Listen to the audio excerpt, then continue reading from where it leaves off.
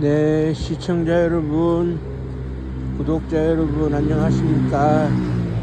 그리고 100원, 200원 후원해 주시는 후원자 여러분들께도 감사의 말씀을 드립니다. 오늘도 집에 가는 길에 이제 방송을 켰는데요. 지금 우리 사회가 당면하고 있는 그 과제 중에 하나가 오픈 AI로 연결되는 그런 그 AI가 중심되는 이 시대에 과학기술이 그만큼 발전했다는 얘기죠. 그 과거에 우리가 이제 그 뭐랄까요, 저장 공간을 획기적으로 줄여주는 트랜지스터가 나왔을 때만 해도 세상에 격변이 일어났다는 생각을 했고, 그래 이제 1980년대에 소위 그런 그 오늘날로 이어지는 그런 그 퍼스널 컴퓨터의 시대가 열렸을 때만 해도 세상이 이거보다 더 발전할 일은 없을 거라고 생각을 했었거든요. 그런데 2004년도로 제가 기억이 됩니다. 그때 당시에 그 삼성전자의 월급쟁이 사장이었던 황창주 사장이라고 있었는데, 이분이 황해 법칙을 제시를 했어요. 뭐냐면 폰이 스마트해지면서, 스마트폰이라는 용어를 쓰진 않았지만 폰이 스마트해지면서 이 컴퓨터의 이 모든 기능들이 폰 안으로 들어오는 날이 올 거다.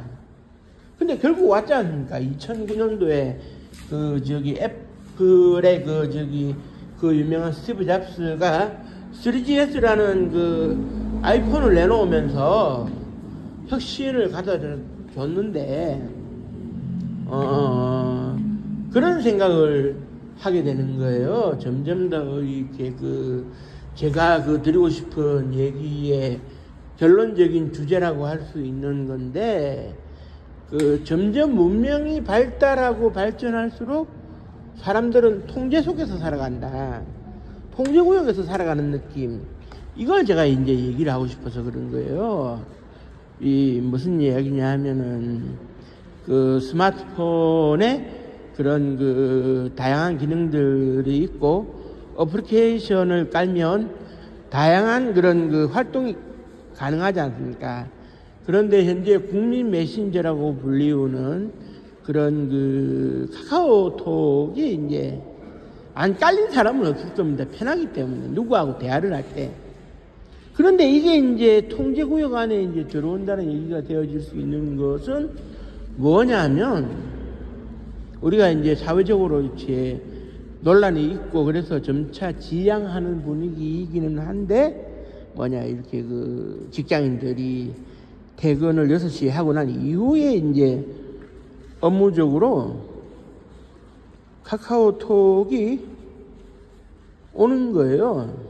카카오톡이 와서 이거 해달라, 저거 해달라, 지금 어디로 와달라. 퇴근을 한 사람을 붙잡고 카카오톡으로 업무 지시를 내리면, 부장, 차장이 업무 지시를 내리면 따르지 않을 과장 대리는 없다 이겁니다. 이것도 하나의 통제거든요. 군대를 예를 들어서 설명을 하면은 어떤 설명이 가능할까요? 제가 96군번으로 군대 생활을 할 때 폰이라는 게 없었어요. 처음에 폰이라는 게 없었는데, 이제 97년도부터 이제 CDMA 사업을 해가지고 이제 폰이라는 게 핸드폰이라는 게 이제 그때 막 등장을 했었는데, 수시로 이제 연락을 주고받을 수 있고 전화를 할 수 있으니까 장점은 있죠. 그리고 이걸 활용하다 보면 소대장들 같은 경우에 폰을 들고 있다가 이제 밤에 이등병들을 불러요. 부르면은 이제 고향 어머니한테 전화 한 통 드려라 하고 기회를 이제 마련해 주기도 합니다만은, 이게 이제 그때 당시에는 강요가 된 건 아니었어요. 모두가 이제 폰을 들고 다녀야 된다는 건 아니었지만, 대체적으로 폰을 들고 다니도록 하면서 이게 하나의 새로운 통제장치로 이제 구상을 하는 거예요. 무슨 이야기냐 하면, 아날로그 시대 때, 제가 96년도에 군대를 처음 갔을 때, 이 아날로그 시대 때만 해도 어떻게 됐느냐. 토요일 날 이제 오후에 이제 여유가 이제 생기면 저녁 때 이제 외박 비슷하게 나가요. 나갑니다. 나가면 주말에 부대에서 비상을 걸었을 때 연락을 받을 수단이 없기 때문에 모르고 넘어가는 경우가 많았어요. 그래 이제 그 일요일 저녁이나 월요일 그 아침에 이제 관사에 들어가든지 출근하든지 해서 행정반에서 상사를 마주치게 되면 너 주말에 왜 연락 안 받았어? 이렇게 되면 아 저 뭐 연락 수단이 없었습니다. 이러면 또 넘어가기도 하고 하는 그런 게 있었는데 폰이 있으니까네 왜 폰을 안 들고 다녀? 들고 다녀. 이렇게 되는 거예요. 그러니까 이제 어디 어느 위치에 있더라도 연락을 받을 수가 있으니까 연락을 받으면은 부대 비상이 발령이 됐을 때 즉시 응대가 가능합니다만은 대신에 이제 주말을 온전하게 즐기고 싶은 젊은 군인들의 입장에서는 폰이 부담이 될 수 있는 거죠. 내가 폰을 안 들고 다니면 주말에 연락 받을 일도 없고 속칭 나쁜 말로 부대에 비상이 걸려도 쌩 깔 수 있는데 라는 생각을 하게 되는 것이죠. 지금도 그건 있는 것 같아요. 젊은 그 장교나 부상관들 사이에서는 통제를 받기 싫으니까네 일부러 스마트폰을 들고 다니지 않음으로 인해 가지고 나는 일과가 끝나는 시간에는 자유로운 영혼이고 싶다, 이렇게 그 얘기를 하는 경우를 이제 봤거든요. 그 조지 오웰의 소설에서도 이제 그런 모습이 나타납니다만은 점차적으로 문명이 발전하고 발달하면 인류는 거대한 그런 그 통제구역 안에 들어간 느낌으로 살아가게 된다. 이 맞는 말입니다. 언제 어느 때 어떠한 문명이 자기를 옥죄고 자기를 감시하려고 들지 몰라요. 사실 그렇지 않습니까? 출퇴근만 하는 직장인들의 경우에도 하루에 자기의 모습이 지키는 CCTV가 하루에 한 40회 정도 CCTV에 노출된다고 그러는데, 이게 이제 그 사람들의 편안한 안전을 담보를 하는 건지 아니면 개개인을 감시하고자 하는 건지 이게 판단이 잘 안 서는 문제가 이제 발생을 하는 거겠죠. 지금 이 시간에도 챗 GPT라고 하는 AI 신기술을 활용해 가지고 지브리 푸사 열풍이 불었더라고요. 지브리 이제 푸사 열풍을 어떻게 설명할 수 있냐면, 그 일본의 그 지브리 스튜디오라는 그 거대한 애니메이션 회사가 있고, 거기에 이제 미야자키라는 뭐 그런 그 작가 같은 사람들이 센과 치히로의 행복문명이라든지 이런 무수한 작품들을 많이 냈어요, 애니메이션으로. 그래 이제 그거를 바탕으로 해가지고 오픈 AI가 이제 습득을 학습을 했는지, 그래 이제 자기가 가지고 있는 그 이미지 사진을 챗 GPT에 올리고 뭐 지브리 스타일로 사진을 변환해 주세요, 미키 마우스 스타일로 변환해 주세요, 그 뭐 스누피 스타일로 변환해 주세요 하면 변환이 되는 문제.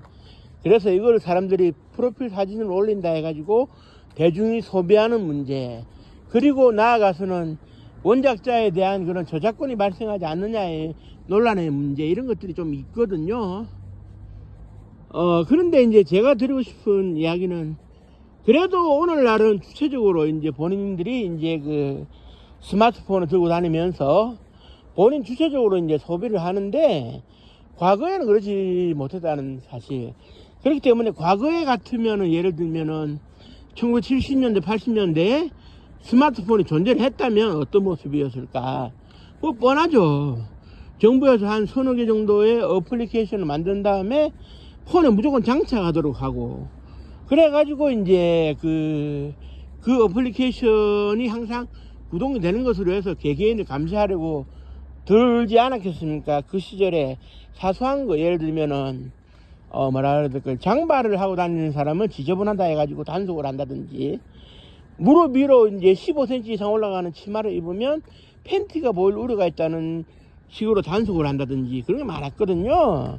그리고 80년대에는 또 선술집에 가가지고 2명 이상 모여서 술을 마시면 뭐 내라는 뭐 하려고 그러느냐 뭐 이렇게 오해를 하듯이 사실 지금도 그렇지 않습니까? 지금도 통제는 진행이 되고 있어요. 우리가 알 듯 모를 듯. 그래 예를 들면 중공이나 그 홍콩, 대만 같은 경우에는 이러이러한 범주를 설정해 놓고 이 범주 안에 들어오는 내용에 대해서는 아이폰에다가 각인을 못하도록 한다. 이런 그 사회적 규정도 있어요.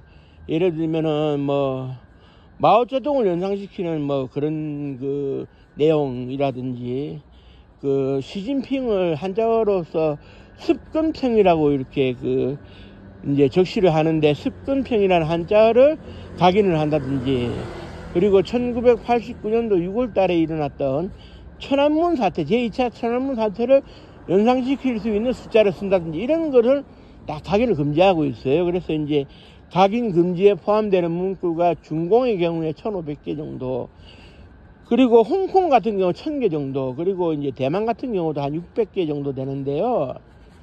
저도 스마트폰에 이제 그림도 이제 집어넣고 이미지도 집어넣고 각인도 하고 그럽니다만은 저에게 누가 제한하는 건 없어요. 뭐 이거 하지 마라 저거 하지 마라 이런 건 없는데 아직도 그런 걸 하는 나라가 있다. 결국 이것은 무엇을 의미하느냐, 국가는 항상 이 권력이라는 것이 개인을 통제를 해야 국가가 잘 굴러갈 수 있다라는 생각을 하다 보니까 자연 발생적으로 국가는 계속해서 개인을 통제하고 싶어 하는 거죠.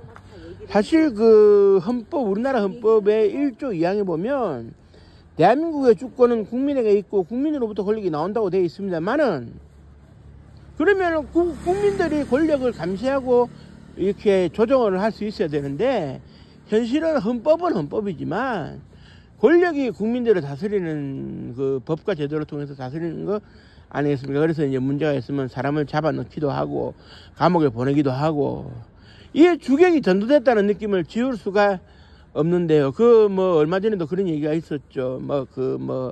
말이 안 되는 얘기입니다만은 그 저기 모 정당에서 민주 파출소라는 것을 운영하면서 카카오톡에 불성사 나온 대화 내용도 검열할 수 있어야 되는 거 아니냐라는 얘기가 나왔던 거 뭐 이런 것들.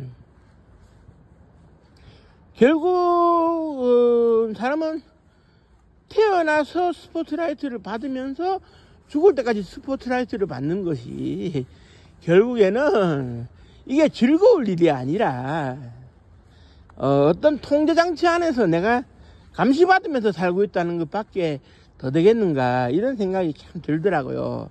물론 북한같이 국가 전체가 통제구역 속에서 살아가는 이런 집단은 뭐 얘기해봤자 무의미한 것이고, 그러니까 이제 결국은 그런 거겠죠. 과학기술이 발전을 하면 인류를 편하게 해줄 수 있는 그런 물건들을 만들어낼 수 있는 일방으로 총과 실탄을 만들어내서 사람을 살상할 수도 있게 만드는 게 과학 아니겠습니까? 그러니까 이제 그 과학기술을 활용하는 사람의 마음이나 정신 상태가 어디에 가 있느냐에 따라 가지고 이제 달라질 수 있다는 건데, 이게 참 안타까운 일이죠. 우리는 선한 목적으로만 생각을 하는데 현실은 그렇지 않다. 즉 다시 말해가지고 예를 들면 그 유명한 그 핵물리학의 아버지라고 불리우는 아인슈타인 박사가 나치 독일이 핵무기를 선점하는 것을 견제할 필요가 있다는 내용의 편지를 쓴 것이 맨하탄 프로젝트로 이어지고 결국 일본의 원자 폭탄이 2번 투하가 됐잖아요. 그래서 이제 이걸 지켜본 그 아인슈타인 박사가 뭐라 그랬냐, 이게 정녕 인류 파멸의 시작인가. 내가 히로시마와 나가사키의 일을 미리 알았다면 1905년에 쓴 그 유명한 공식을 지워버렸을 거라고. 그리고 원자 폭탄의 후유증을 직접 목도하게 된 그 책임자 오펜하이머 박사의 경우에도 이제 결국 그 이후에 반핵론자로 돌아서는 과정 속에서 뭐 공산주의에 물든 거 아니냐는 오해를 받아가지고 상당히 책임 추궁도 당했다고 그럽니다만은,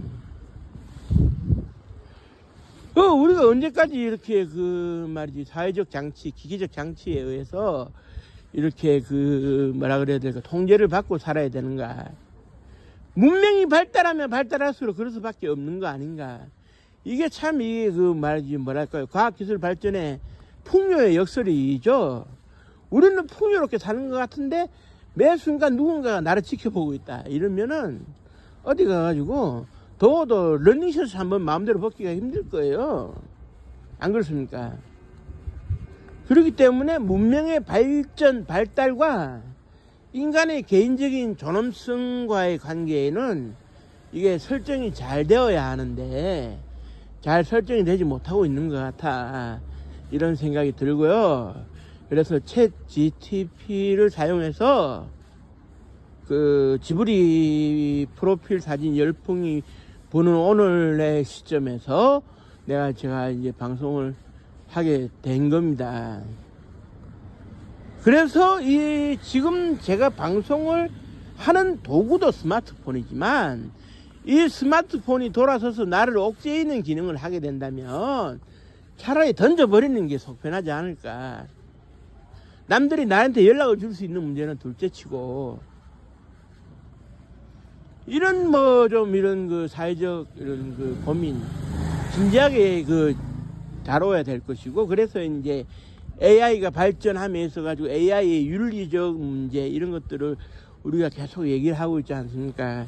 이런 것들에 대한 사회적인 고민이 뒤따르고 거기에 걸맞는 법과 제도적 원칙이 구비가 되어야 되겠다. 이게 이제 소위 그 마약류처럼 오남용이 되면 사람에게 결코 좋을 건 없다. 저는 이렇게 보거든요.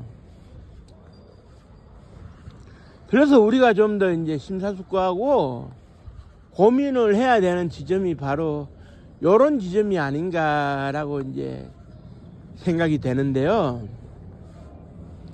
누군가가 지금 이 순간에도 나를 지켜보고 있다라고 하는 것이 기분 좋을 사람은 없어요.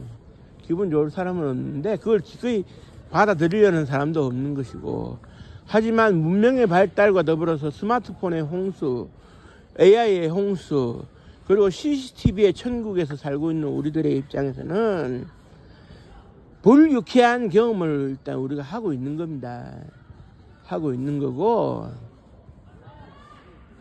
물론 이제 앞으로도 계속 지속될 문명의 발달, 발전과 우리 인간은 공존해야 됩니다. 예를 들면 과거 원시시대 때 동물하고 인간이 공존하면서 살아왔고, 불을 발견해냈을 때 불하고 인간이 공존해 왔듯이 앞으로도 그렇게 가야 된다고 생각은 하는데 그 명확한 기준점이 아직까지 세워지지는 않은 것 같습니다.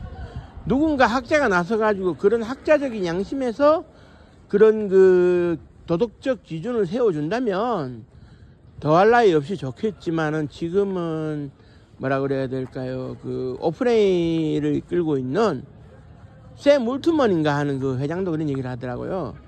수익성과 직결되는 문제에 대해서 얘기를 하고 있어요. 그래서 이제 유료 구독자가 엄청 늘어났다, 이걸 강조를 하고 있고, GPU가 녹아내릴 정도로 지금 서버에 과부하가 걸릴 정도로 그 사람 입장에서는 돈이 되니까 입이 귀에 걸리는 거 아니겠습니까? 지금 우리가 지금 버는 돈 세알리는데 정신없다 이런 건데, 제가 오픈 IA 오픈 AI죠. AI 보니까 한 달 구독료가 $20 정도 되는 것 같은데, 지금 환율로 따지면은 1,400원 기준으로 한다면 28,000원 정도가 되는데, 물론 그 사람이야 이제 돈을 벌어야 되니까, 돈을 벌어야 되는 사람 입장에서 도덕적 윤리를 제시를 하면 돈이 벌리겠습니까? 그걸 깡그리 무시해버리는 거죠. 결국 이런 것들은 학자적 양심에 의해 가지고 우리가 얘기가 되어줄 수 있는 건데, 좀 이렇게 학자적 양심과 돈을 버는 기업인의 윤리가 공존할 수 있는 이런 시대가 와야 됩니다. 와야 된다고 저는 보고 있고요. 그래서 이제 우리 사회가 보다 더 달라진 모습, 건전하게 이런 컨텐츠를 소비할 수 있고 문명을 소비할 수 있는 이런 현실적인 시대가 와야 된다고 생각됩니다. 그렇지 않으면 돌아가는 기계의 톱니바퀴밖에 더 되는 인간, 그리고 기계에 종속되는 인간, 이게 좋을 건 없거든요. 그런 것들을 우리가 좀 심도 있게 고민을 해줘야 된다. 이런 쪽에서 오늘 말씀드려 봤고요. 현재로서는 결론만 말씀드리면 아직까지는 반반입니다. 지브리를 활용해서 프로필 사진을 올리는 것이 저작권상의 문제가 있느냐의 문제에 있어가지고 저작권상의 문제를 삼을 수 있다는 주장과 없다는 주장이 팽팽하게 나눠지고 있는데 일본에서는 그렇게 문제를 삼지는 않는 입장이더라고요. 하지만 여러분들께서는 마음 놓고 활용을 하시더라도 세상 돌아가는 사정을 봐서 법에 저촉됨이 없이 무난하게 사용하실 수 있기를 바라는 마음 간절하고요. 이 동영상을 들으시는 모든 분들이 법적인 제약으로 인해 가지고 고통받는 일은 없이 소비했으면 좋겠다, 이 말씀을 드리면서 오늘 방송을 마치도록 하겠습니다. 날씨가 추웠다 더웠다 오락가락 하고 있는데 건강에 유의하시고요. 오늘도 방송을 들어주셔서 감사합니다. 고맙습니다.